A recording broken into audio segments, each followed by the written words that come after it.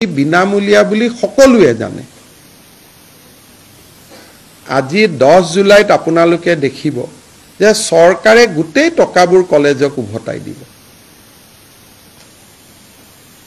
এতিয়ালৈকে মই যোৱা দিনা প্ৰেছ কনফাৰেন্স কৰালৈকে 57,000 ল'ৰাই বিনামূলীয়া এডমিশ্যন লৈছে আৰু চৰকাৰে বিনামূলীয়া নাম ভৰ্তি কৰি টকা কলেজক দিয়েহে।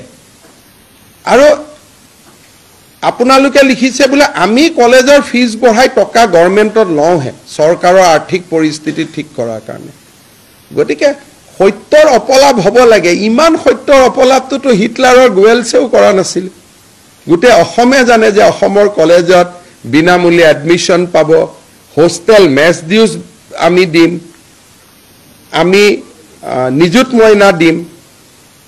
গতিকে অসমৰ দৰে কলেজত পঢ়িলে বিনামূলীয়াকৈ পঢ়া বেলেগ ষ্টেট এখন ক'ত আছে? মইতো ঝাৰখণ্ড, কৰ্ণাটক চবত ঘূৰি আছোঁ। শুনিলে মানুহে মুখ মেলি চাই থাকে।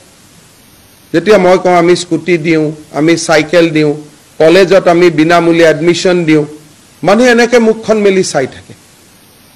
ইয়াৰ ঘৰত মোৰ কিমান আপোনালোকে ঘৰত মোক কিমান শলাগিছে বেলেগ কথা, বাকী জেগাততো ভাষণ দিলে মুখখন মেলি মানুহে চাই থাকে। ये संभव है क्या? ये सचमुच है क्या? 10 जुलाইত আপোনালোক আহিব, কলেজৰ প্ৰিন্সিপাল সকল ইয়াত থাকিব। বিনামূলীয়া এডমিশ্যনৰ ফিজটোতো আমি তেওঁলোকক আপোনালোকৰ আগতে নগদ চেকখন দি দিম। পিছত আৰু চেকখন ডুপ্লিকেট বুলি লিখিলে বেলেগ কথা। আৰু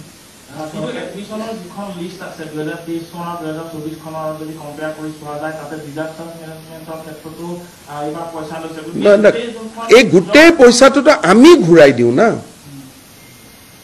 কলেজে পইচাটো কাৰ পৰা লয়? যেতিয়া এডমিশ্যনটোৱে বিনামূলীয়া, কলেজে চৰকাৰকহে সেই বিলখন দিয়ে। কলেজে ফিজটো যে বঢ়াইছে ষ্টুডেণ্টৰ পৰাতো নলয়, কলেজে পইচাটো চৰকাৰৰ পৰাহে লয়। চৰকাৰৰ পৰা 2 টকা বেছি ল'লে তাত বেয়া পাবলগীয়া কি আছে? কলেজখন ভাল কৰি চলিব।